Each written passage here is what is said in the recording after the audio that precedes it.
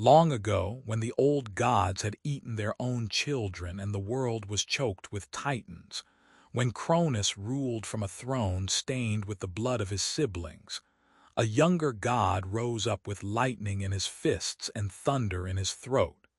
He was raised in secret, hidden in a cave on the island of Crete, nursed by a she-goat while his father swallowed his brothers and sisters whole.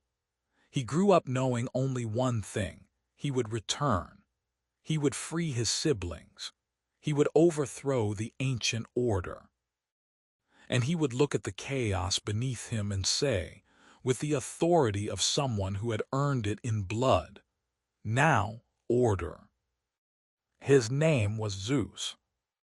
In the time before memory, after the 10-year war that shook the foundations of reality, after the Titans were hurled into Tartarus and the world was redivided, he and his brothers drew lots for the three realms. He did not cheat. The stories that whisper otherwise are jealous inventions, but he did not need to cheat. The sky chose him, the vastness, the authority, the view of everything happening at once, everywhere, always. He took his throne on Mount Olympus, where clouds gathered at his feet like dogs, and the other gods built their palaces around him, close to the power, close to the light. He was not a faithful husband. This must be said plainly and without excuse, because the stories that pretend otherwise are lies. His wife was Hera, goddess of marriage and birth, of family bonds and blood oaths. She was fierce and brilliant and jealous, but her jealousy had nothing to do with weakness and everything to do with being humiliated again and again, in public, in front of the entire court of heaven. Zeus loved her, truly loved her. In the oldest stories, he courted her for 300 years before she agreed to marry him. But he also loved a mortal woman named Semele, daughter of Cadmus. He loved a princess named Europa, whom he carried across the sea on his back after turning into a white bull so beautiful that she climbed onto him without fear. He loved Io, a priestess he turned into a cow to hide from Hera. He loved Callisto, a huntress he turned into a bear. He loved a young man named Ganymede, whose beauty rivaled the gods, whom he brought to Olympus to pour his wine. He became a swan, a shower of gold, a satyr, a serpent, an eagle, a flame. He became whatever it took, whatever shape would open the door, whatever form would let him close the distance between his hunger and its object. Hera punished the women. She turned them into bears, into cows, into pillars of salt. She killed them, drove them mad, cursed their children. She never punished Zeus. What would be the point? He was the sky.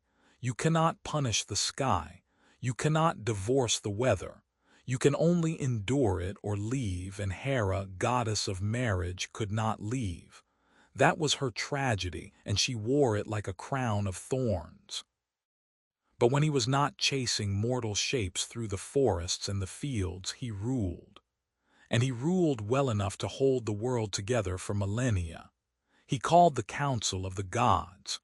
He settled their quarrels, and they quarreled constantly, like cats in a bag.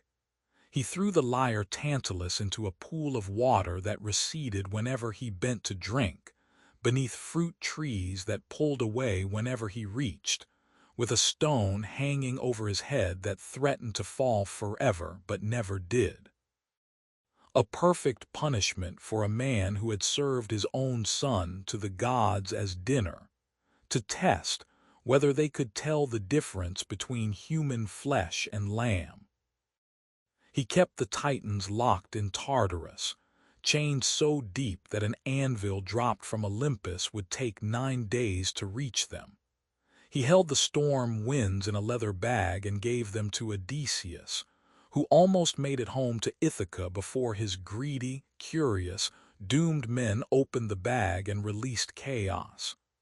Zeus laughed at that. He laughed often. His laugh was like rocks falling down a mountain, loud, dangerous, and impossible to ignore. He was not cruel the way the deep sea is cruel, patient, and inexorable. He was not cold the way the underworld is cold, silent, and still. He was bright and terrible and unpredictable, a clear blue sky that could split open with no warning, raining fire on a city that had forgotten to honor him. He threw lightning at anyone who claimed to be his equal.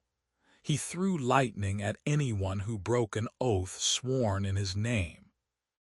He threw lightning when he was bored, when he was angry, when he wanted to remind the mortals below that he was still watching.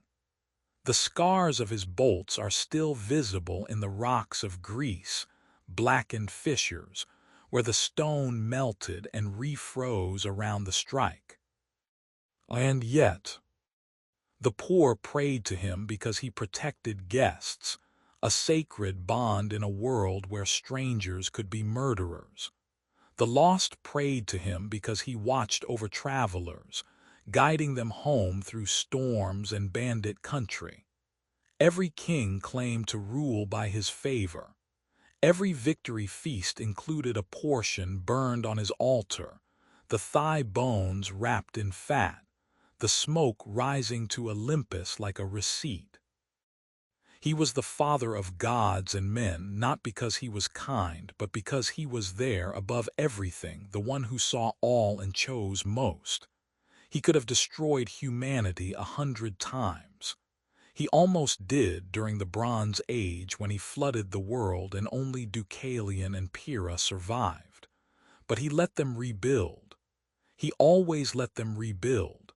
That was his pattern: destroy, then wait, then allow. He grows old in the stories now. Not in his body. Gods do not age, do not weaken, do not die, but in the way the world speaks of him. People say Zeus and mean something grand and distant, a marble statue in a ruined temple, a bearded face on a faded coin. They forget that he once wept, that he once stood at the edge of Olympus, looking down at the funeral pyre of his son Heracles, the greatest hero who ever lived, poisoned by the jealousy of a centaur, and could not interfere, because even the king of the gods must answer to the fates. They forget that he loved, that he lost, that he made mistakes that echo through eternity as the children of his affairs, Helen, Perseus, Minos, Sarpedon, live and die and live again in stories. The sky does not answer questions. The sky simply is.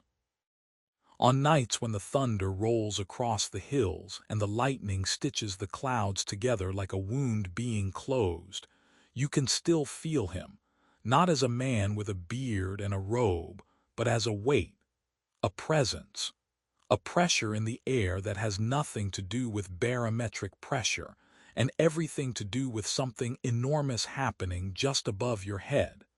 Something that has been happening since before there were heads to happen above. The storm does not ask your permission. The storm does not care if you are ready. The storm comes because that is what storms do. Zeus holds the lightning. He does not ask permission. He never has. And somewhere on a clear night when no clouds threaten, if you look up at the vastness of the sky and feel small beneath it, that is his voice too. Silence is also a kind of thunder. Absence is also a kind of presence. And he is there in both, watching, waiting, deciding. The oldest God, the youngest God, the father of everything that breathes and most things that do not. The sky that shelters you is the same sky that can flatten you. And Zeus, in his quiet mountain hall, has never seen a contradiction in that.